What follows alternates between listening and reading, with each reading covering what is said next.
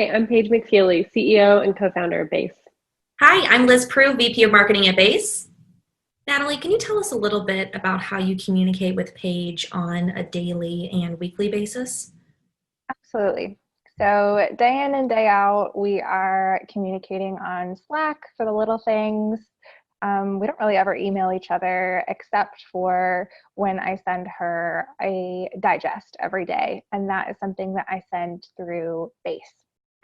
So basically, the way that I go about that is every day I am spending my day aggregating questions, emails, status updates, anything I'm scheduling, and I am organizing all of that into a really simple, easy to read digest. And I build that using Base with other things that Base integrates as well. So part of the digest I have in there is a decision stream. So for example, if I have questions for Paige, I can aggregate those throughout the day, like I was saying, and then shoot those to Paige in a really easy to answer format, whether it's like a yes, no question or a question with lots of variable answers, or even just something I need like a chunk of her input on. I have options for all of that. Um, and I send this at the end of every day. She knows to expect it. And a big thing for Paige, and Paige, you can weigh in on this in a second, but I think a big thing for her is for her to really feel like she can stay out of her inbox. And so she knows when she gets in there at the end of the day, this is going to be waiting for her. It's going to call out to her. What if her email needs her attention? Anything from the day that I was managing on her behalf that she doesn't know about yet, but that it would be helpful for her to know before she kind of wraps up her day. What she can look forward to the next day, like not just a rundown of her schedule, but also any prep that she might need, any notes, if something in her schedule got switched, so she can have all of that right there, as well as like status updates, not like a really granular, like micromanagey kind of thing, but really just anything that she might, like later in the evening or something, think, oh, I wonder what's going on with that thing. That way she already has it there and doesn't have to be wondering what's going on. And so she expects that at the end of every day. If on the off chance I have something that I need to remind her of in the morning, I do have like a really quick morning digest that I'll send her. That's really unusual because typically she's got everything she needs the night before. And then in addition to that, on Fridays, I do send her a weekly overview of the following week, just so she kind of has a snapshot of that. And in that digest, I always send a specific set of questions via decision stream, which are, what are your priorities for next week? And what would feel like winning for next week? And those two sound kind of similar, but the priorities are more so big picture, and those things usually span more than 1 week, just because that's the nature of our work and the projects and initiatives we're working on. But the what would feel like winning are things where at the end of the week, if that thing got done, she would feel like, oh, I actually made tangible progress on this. And part of why I do that is so that it informs my goals and what I know I'm working on, because my role is ultimately to make Paige's goals more accessible, more easily achievable. So that's for me, but it's also for her. I think that in a high level role, it can feel easy to feel like either everything is important or just sort of a general sense of, I know what my main goals are, but breaking it down to a granular level is really helpful, and also feeling like she accomplished something, because at the end of the week, I can actually look at her goals and be like, she did these things, and I can celebrate her for that. I can encourage her in that way. And that's a part of our relationship, but I think it is a great part of any executive assistant relationship. So yeah, those are the main the main ways that I communicate with her on a consistent kind of predictable basis. I think that's so great. It also leans into what we want to do here at Base, which is empower the assistant to be a strategic resource to the executives they support. And if you have an insight and direct pathway into goals, what's going to make her feel like she's winning, that's what really pushes you into that strategic resource. Paige, how helpful has having that daily digest to just eliminate a lot of that processing time, and then the unique way that Natalie uses Decision Stream as a check-in tool for both daily items and then, of course, that really cool end of the week check-in? It's invaluable. We've talked about this with a number of other assistants, and we've certainly heard it from executives that it's not always really obvious how to communicate with your assistant. And especially when so many of us have found ourselves all of a sudden in a remote setting, we're realizing, hey, we need some guardrails about how we're going to communicate. What are the different pathways that we're going to communicate X? And is that different from how we're going to communicate Y?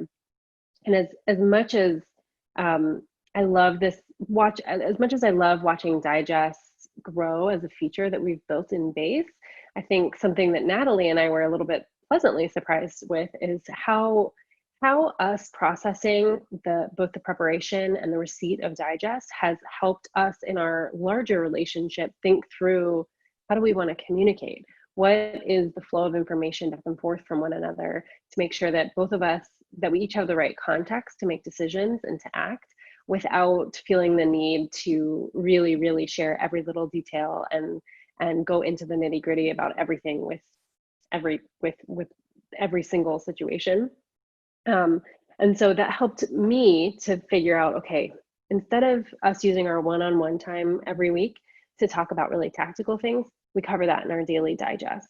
The weekly digest gives me a really high-level overview of what's to come in the next week, and it also she does a really great job of including what the rest of our leadership team is going to be focusing on in the coming week as well. So not only is it clear and laid out for me what I actually said my priorities are, but now I can see what the rest of my leadership team's priorities are and how that overlaps with Natalie's goals and priorities as well. And so then when we do have our weekly one-on-ones, we can use that to talk strategy. We can talk goals, priorities. We can talk about blockers that we might need to work on together to work through. We can troubleshoot different things. And it's a really, really good use of our time because we've figured out a process to communicate all of the rest of the things. Some people thought we were a little bit crazy building Digest Builder first when we did, because even though we know the impact that receiving a daily or even a weekly digest can have on an executive, it's still not a really widespread thing that's done. Based on our research, roughly half of the assistants that we are in communication with send at least a weekly digest. So that left us building a tool for only half of our network. Yet what we've begun to see is executives, once they realize, like, whoa, this is really impactful, and it really helps me not only feel closer to my assistant, but helps me feel way more equipped to tackle my day. They start to request the digest, and then when assistants no longer have to manually type in all of the calendar information like they used to prior to us building digests, then it's no longer a really, really tedious process to go about building that. And it's just so much more effective. And so that really got us started on thinking through what are these fundamental best practices of an assistant?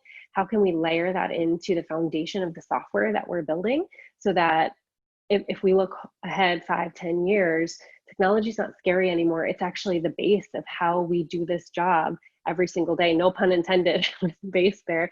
But it forms the foundation for how we do our jobs, and it makes it easier for us to become assistants.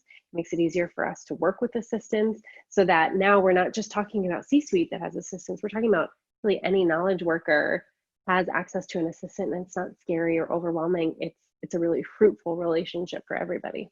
I love that. And I think having a tool dedicated to what you were just talking about, to the role of the assistant, opens up opportunity to become more of that consultative resource and really partner with your executive. And Natalie, you've talked about this in a few of our webinars that you have so graciously joined, around approaching different unknowns with the information that you do have, and not just offering up, hey, we need to make a decision on this, but offering up some data around how to tackle that. And you have so many great examples of how you've done that with Paige, but you also just in general have some great examples of best practices around approaching the unknowns and the best way to do that in order to help your executive win.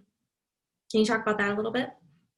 Yeah, so being new to this role, because when I started with Paige, I'd never been an assistant before. And so being new to this role and simultaneously learning best practices while at a company that was teaching them, super fun for me. But so BASE has really honestly taken a lot of the guesswork out for me and sort of built that in a sense of like, if I'm going to create a decision stream and ask Paige a question, it means that I need to have thought out all the possible things in advance so that it's, because I don't want to send her something that's going to require like a quick response and then me need to ask something else. It allows me to kind of ask the next question in advance of sending something like that. Or if I'm creating a digest for her and I'm outlining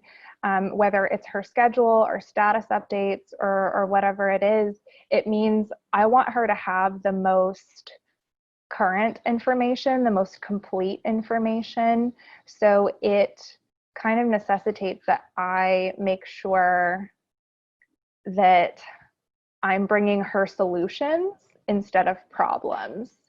I'm not saying, hey, I don't know what's going on with this thing. I'm saying, hey, this is what's up. Here's what I've already done about it. Here's what I think we should do. Is that cool? And 9 times out of 10, the answer is yes, because I've already thought through that kind of thing. And I think the other thing, just this is getting a little meta, but even in thinking about providing easy solutions instead of requiring anything of your executive, is with BASE, in sending a digest or in sending a decision stream, because of how we've integrated it, it shows up in Paige's regular email inbox. It shows up in a text message. It shows up in things she's already using. It doesn't require her to buy in to any new software. And so I know a lot of times with assistants, they can feel hesitant to use another new tool, because,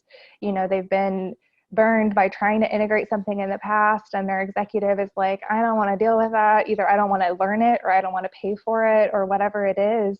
But with this, it's already integrated into their current workflow. And so it takes that problem out and just starts providing solutions without any lift from the executive, which I think is invaluable.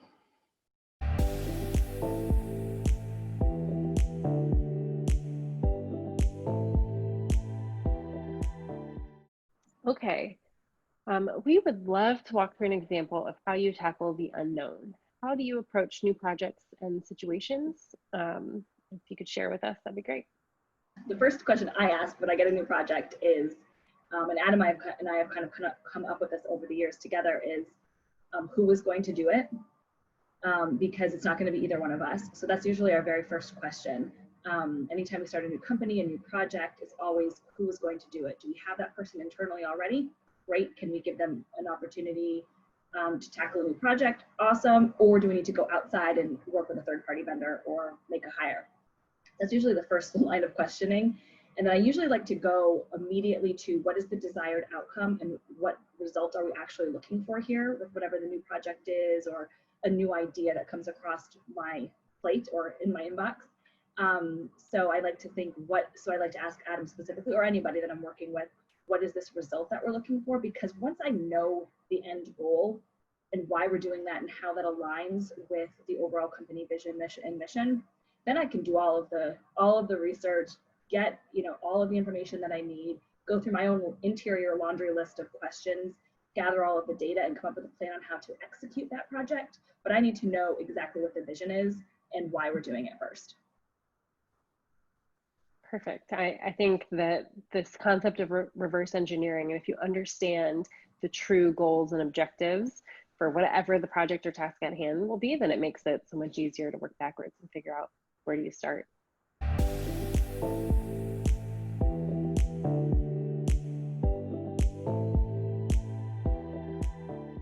Paige, can you talk about why it is so important to clearly align yourself with the goals and expectations of your executive, and particularly how BASE does that?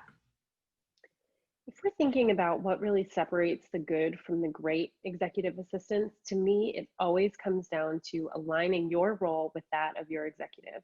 And the best metric of how to do that is making sure that everything that you're doing, whenever possible, is helping them to achieve their goals and objectives.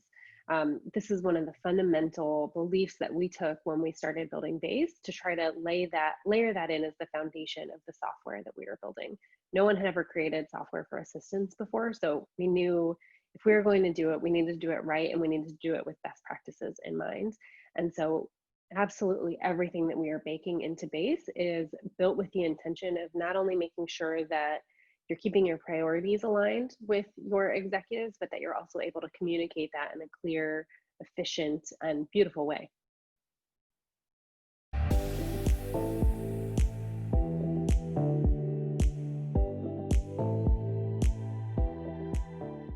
How do you introduce the conversation of identifying goals and expectations, like communication, availability, etc.?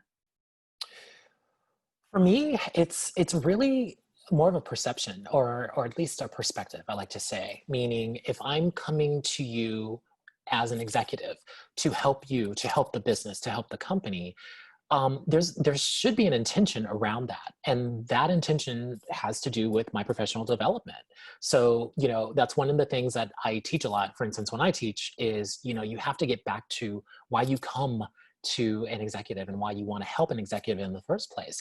There's sort of a reciprocity there that needs to that you need to have, and you can't exonerate yourself from that, because inevitably that's what's going to make you grow, and that's what's really why you're there, as far as I'm concerned. So it's for me, introducing that it's almost a responsibility to myself and to my professional development. I love that so much. I think that so many assistants don't feel like they have the permission to require that of their role, yet it's so crucial and what really makes them wonderful at their role. Absolutely. One of my favorite questions for executives is always like, how are you supporting your assistant? What are you doing for this relationship? Because it's a two-way street. So exactly right. I love that. Awesome. At what cadence do you suggest revisiting these and tracking progress? I typically, when I was in EA, I did it quarterly. That seemed like a good cadence for me, because that gives you enough time to sort of see what's working, what isn't, make adjustments. And if something is just not working and it's terrible, then that gives you the opportunity to, sort of go back, give a retro of it, put it in facts, stats, and figures. I always tell people that don't just come up with this brilliant idea and have nothing to back it up. That always goes over well. And really just sort of revisit again, what's working, what feels right, what's the best ROI for your time, for your exec's time, etc. And, as long as there's positive traction, whatever suggestions you come up with are typically great suggestions. But again, you've got to be able to back that up, and you've got to be able to create a level of consistency where it's not just, you putting a meeting on the calendar for, however long you think it's going to take, and it being really connected to nothing. There's nothing more annoying, I guess, as an executive than feeling like your time is being wasted, and especially by someone in your corner. So it's really, really important that that cadence has some consistency and a real measurement and tracking to support it. I love that. We always talk about building guardrails for your communication. You own the one-on-one, you own the agenda. That's your time to shine. Make it happen. Make it happen and do it well. Yeah.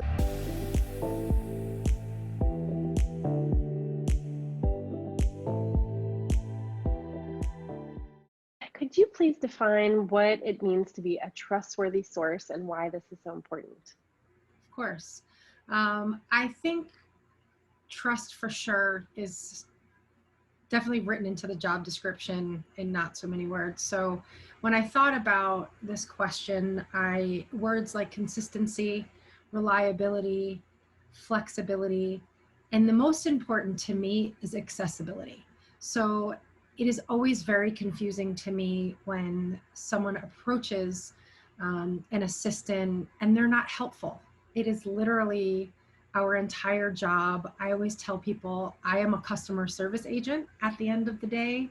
And I think that's what builds trust. You want someone that, is going to always provide answers. And if they don't have answers, be honest about that, but then also go seek them. A shoulder shrug is not going to do it.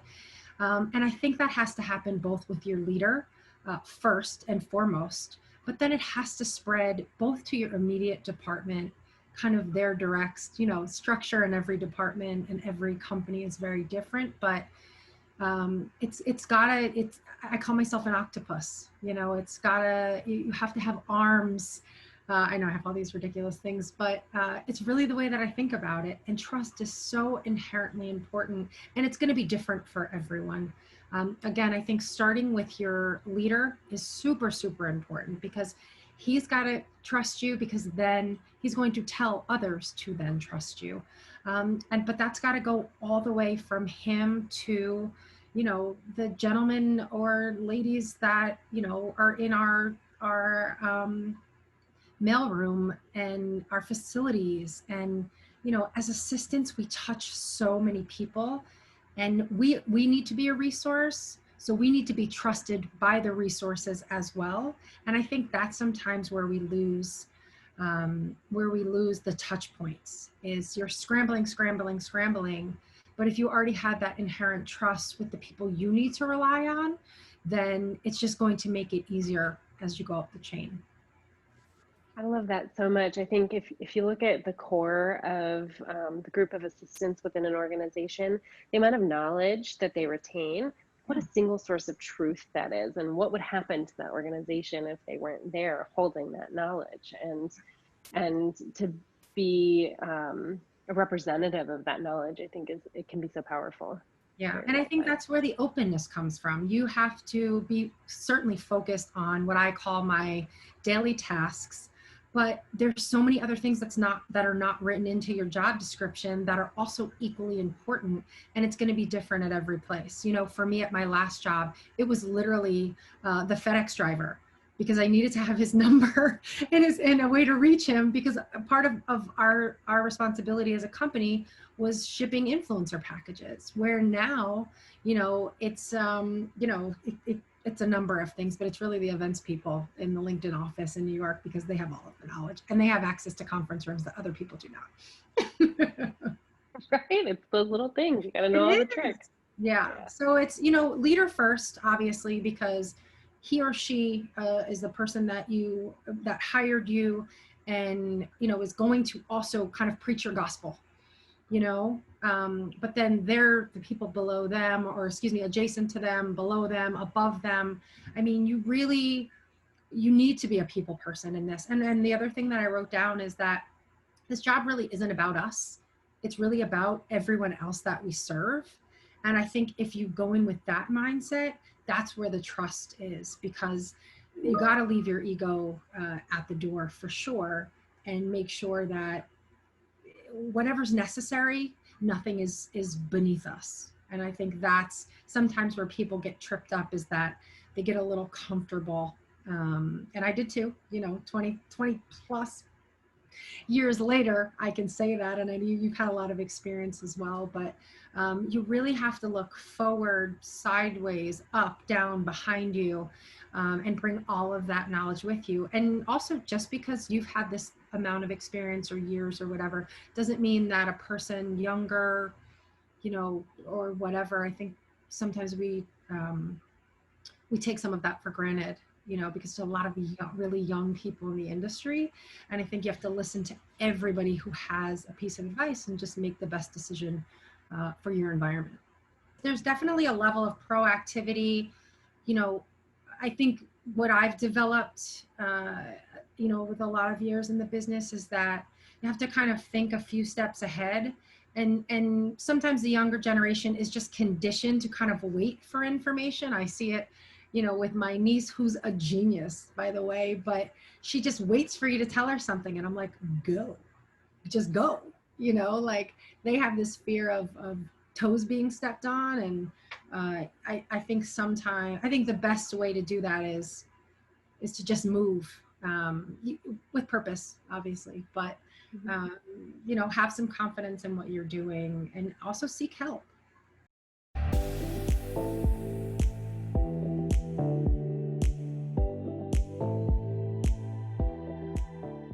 So, Emily, can you share, what does trust look like in your current role? So for me as a chief of staff, but then I also want to talk about our EAs that I work with.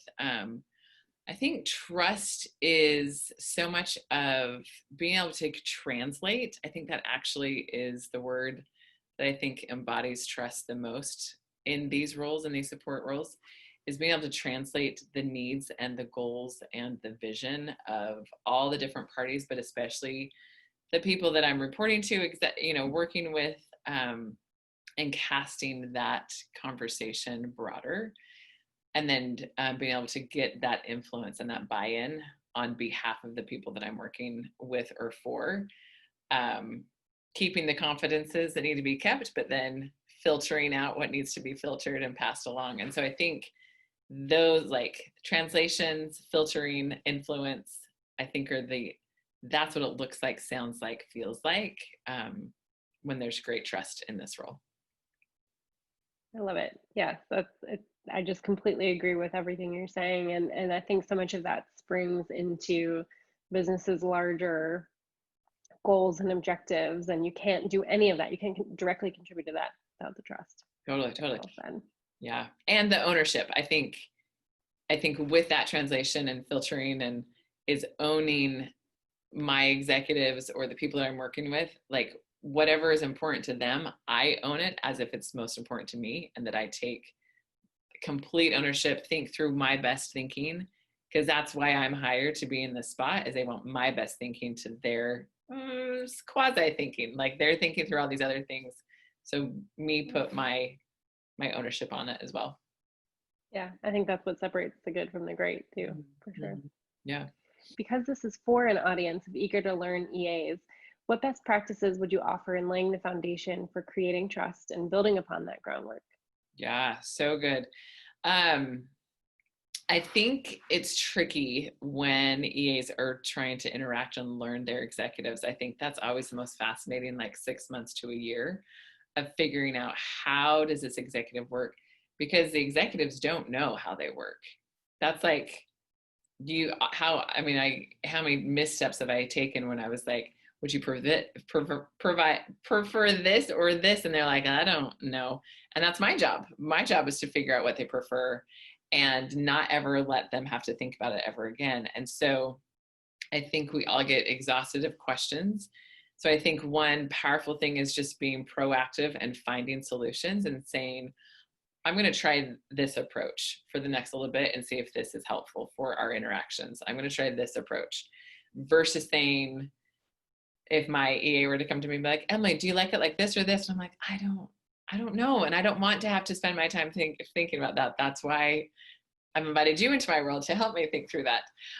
So I think just that proactive, knowing that you're on a detective mission and that you're out to be exploratory, guiding things and like figuring things out on behalf of the executive. And then I think also a huge piece of best practices is being that Donna from the TV show Suits, of like knowing the impact that things are going to happen, knowing all the relationships that are happening, all the things that aren't happening, all the issues of like, that's going to rub so-and-so the wrong way.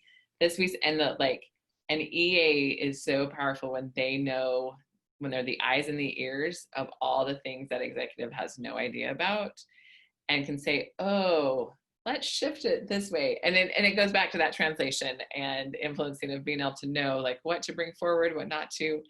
But I think the more the executive assistant can be the eyes and ears and the heartbeat, then the more powerful that executive can be and more impactful. And then they're like, wait, how did you do that? And you become this like so reliable, dependent, integral part of the executive's life. I think that, I mean, a big part of why BASE exists now is because there is no manual for this. No one's been told, hey, you have the right to do this, or at least most people have not been told, this is your prerogative, this is your right in this role to seek those answers, to ask those questions. But that's if the questions have even happened upon your plate yet. You know, a lot of assistants have to figure that out the hard way. And so then on the flip side, we get these executives coming to us who are like, I don't know where to start. Should my assistant do that? And do this chicken or egg dance constantly. And so yes, I mean, you're just preaching to the choir here, but that's so much of what we wanted to build with BASE is this standardization of excellence in this space, so that it becomes so much easier to become an assistant, to grow in your career as an assistant, to work with an assistant, all of these things. So well, and I think it's just, I think the thing that I've loved about having been an assistant is they like understanding and owning those skills of becoming a great assistant are the tools for becoming great leaders, period, the end. Like it's the proactiveness, it's the making decisions in ambiguity, it's the influence and the getting the buy-in, and like all those things are what powerful leaders have and are. And so I think that's why I love BASE too, because it's this whole concept of like, here's the software to help make those tools easier, but also empowering people to be like, no, you own this and you run with this in a really great way.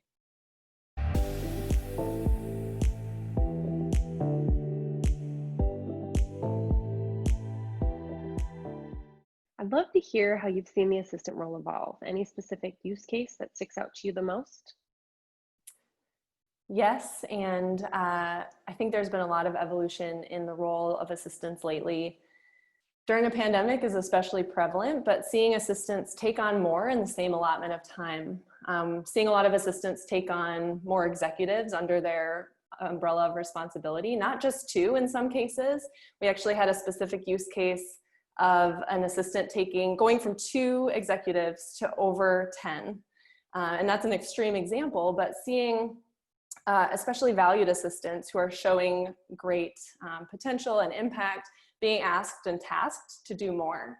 And in doing so, I'm seeing a lot of evolution around what that means for leveling up of assistants, utilizing delegation skills, looking to how they maximize and prioritize their work, and ultimately where they spend their time and attention to deliver the highest impact. So some fresh challenges and opportunities that come along with that. I cannot imagine going from 2 to 10. I think it was over 10. I don't know the real number, but I think it was in the mid-teens actually. Yeah.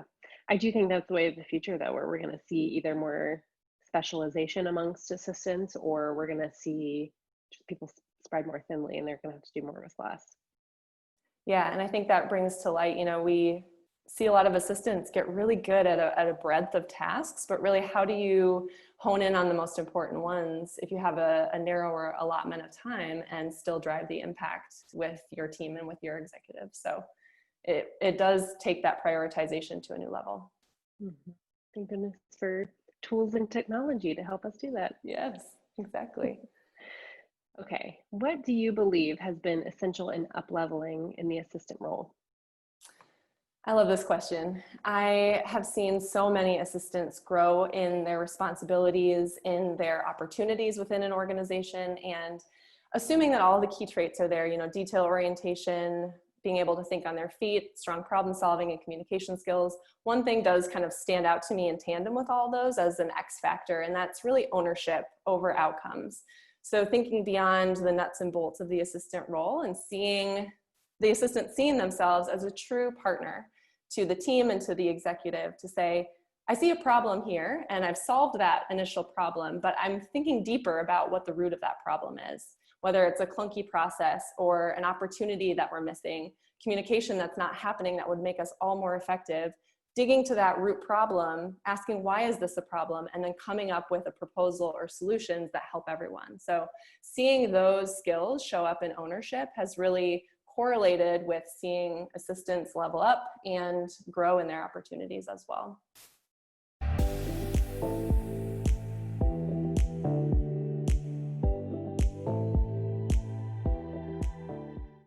And it just makes us way faster. And I think at the foundation of this is this feeling that technology and automation and AI or machine learning is going to like take away our jobs or something.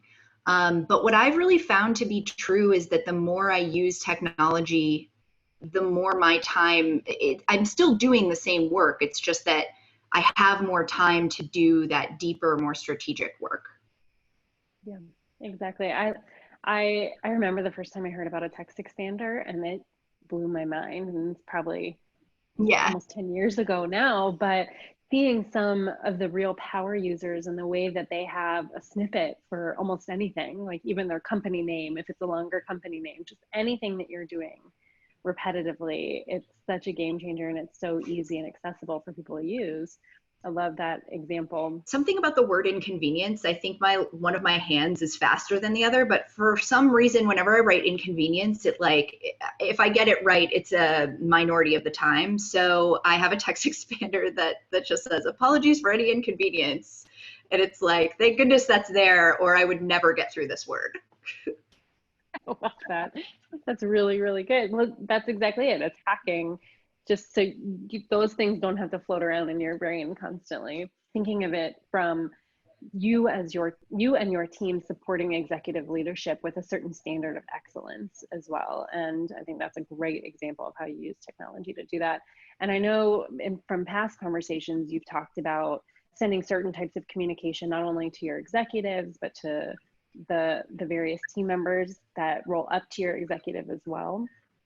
And I think that's, especially as we look at the way teams of assistants change or evolve over time to become more of a leadership launching pad, I think we're going to see some more of that standardization of like, here's what excellence really looks like at the beginning of your career, so you can springboard into these other things and really focus your time on really strategic projects versus remembering how to sell inconvenience, which is like great to know, but not crucial for you to be able to do your job, right? Yeah, definitely. I mean, I think it's important that I learned how to do that. I learned how to schedule without text expander at first, because it helps you figure out it helps you figure out your own style and figure out all the steps in the process. And at that point, you can inject some tech into it. You can inject some automation. But I think it's really important to start off just raw and doing it yourself. And then you add the technology so that it supplements your style. So it supports you. It supports your process instead of just subsuming it.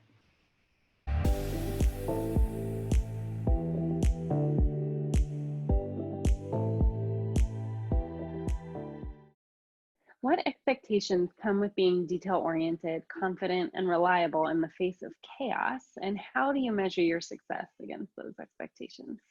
So I guess to address the confident aspect of the question first, I think like a lot of people, I suffer from a pretty healthy dose of imposter syndrome, which I think helps me maintain a hungry edge. It's probably not a great sign if you're the smartest person in the room, and I never want to be that person. But at the same time, I think you have to trust yourself a lot. You know, I like to believe that we're here for a reason, and not some higher reason, but hopefully, you know, the measure, you know, the successes that we've had demonstrate that we're able to be here now. So in the moments where, you know, you suffer from a lack of self-confidence, I think you can at least rely on that to get you through that moment. And in terms of being reliable, you know, your executive or your team of executives, they view you as a need to have and not a nice to have. You are absolutely here for a reason. And I think our executives, we see them do some pretty inhuman things sometimes, starting their days at 6 a.m. and going back to back through dinner. And they've identified you as the person who can do that with them. So it's not through some accident that any of us are here. And so I think just remembering that and being able to honor that individual or that team's reliance on you can really allow you to dig deep and be the reliable person that they know you are. And in terms of being detail oriented, I think most EAs, if not all, I think they pride themselves on being super detail oriented. You know, being in the weeds a little bit to allow their executives to fly at 30,000 feet. I totally agree with all of that. And I often think that if you don't have imposter syndrome, and we've talked about this a lot with people on my team too, that you're probably in the wrong role.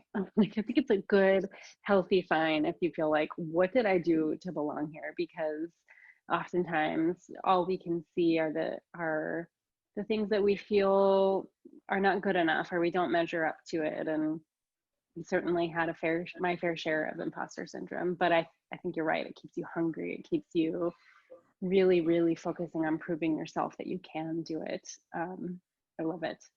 How often do you check in on the work that you're performing? Oh my goodness, I think it's a constant feedback loop. When I started working in this role approximately 100 years ago, we were all issued Blackberries, but there was not the expectation yet that we'd be operating on a 24-hour work cycle every day. So the role, and I think everyone's relationship to work in general, has fully evolved, and we are on this 24-hour work cycle. So I think it's important to take breaks and to be gentle with yourself.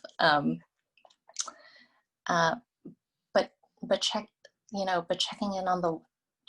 in on yourself. Let's see, like, when I think about it, in the 1950s, our jobs were a typing pool.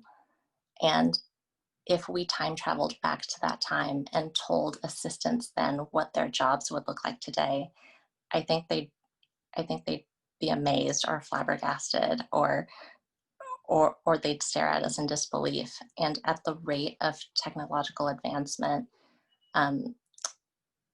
it'll be exciting to see what the job looks like in 5 years, in 10 years. So I think just,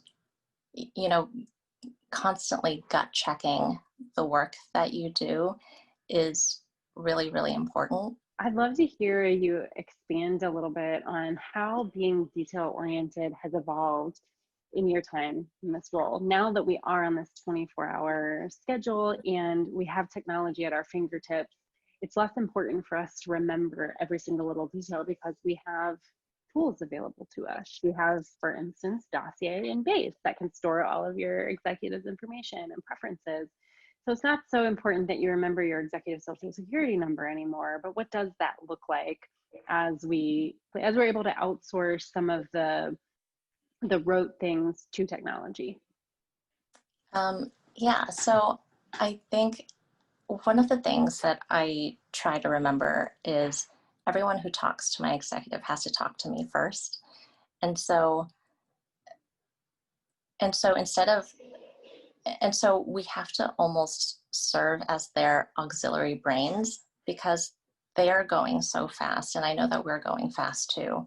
But you know, at the start of the day, or at the, you know, at the end of the day, and in review of the day ahead, when the questions come up, why am I talking to this person? You know, why does this exist on my calendar? It's not, you know, you have to have that context now. And so detail now becomes an investment into their day and into their lives, because that is also your day and your life. And so I think it now sounds more like, instead of just being able to rattle off a list of dates or names, I think now details have to be contextually rich. Like, this investor introduced us to this individual so that we can discuss this. So I think that's what it feels like now, versus being able to quickly Google something or reference something in your files.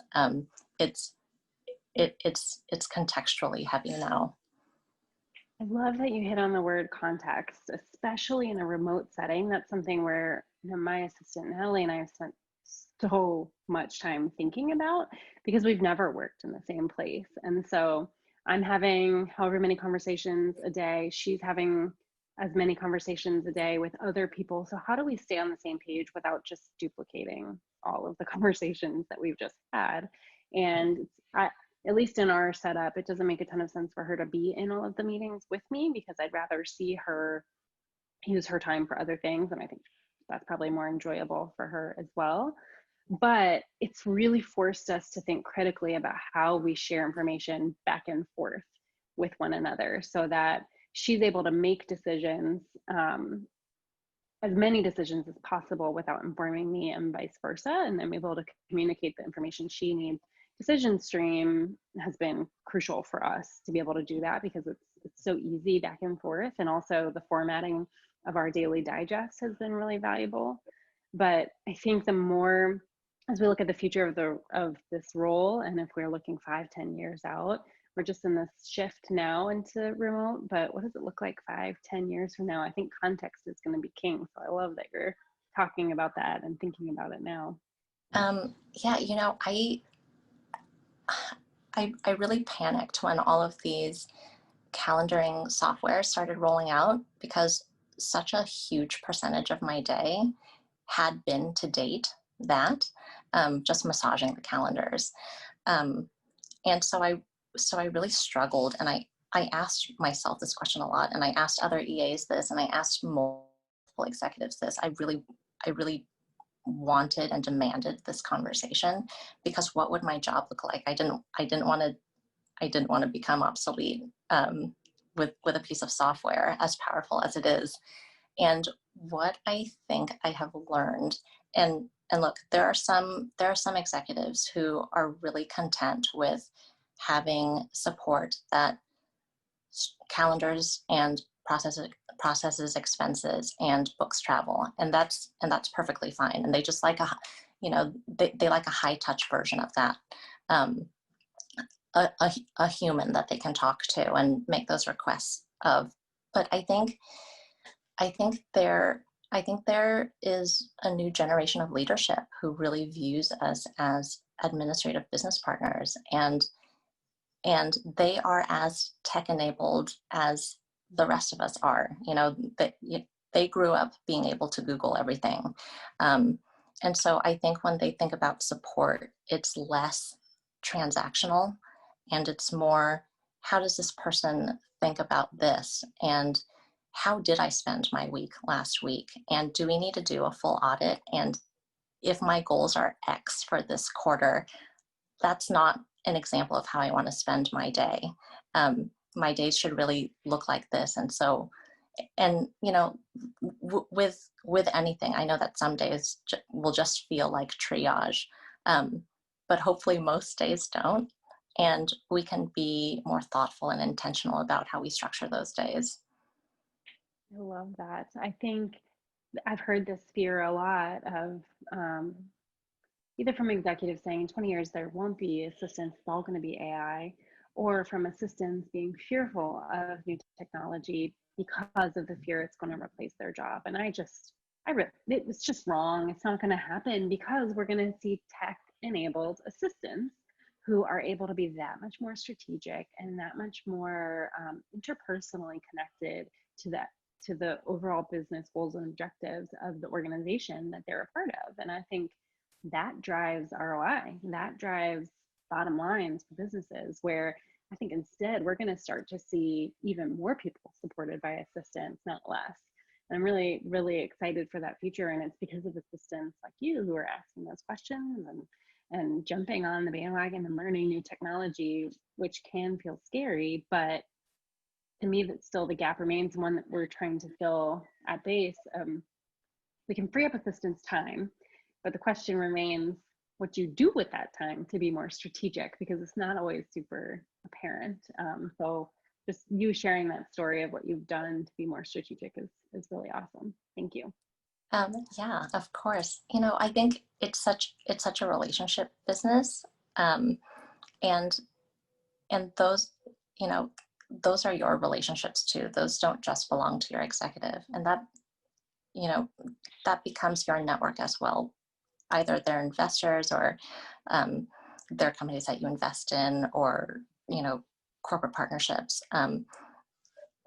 Anybody who you see repeatedly in your inbox, that is your network. You don't know who your boss is going to be in the future.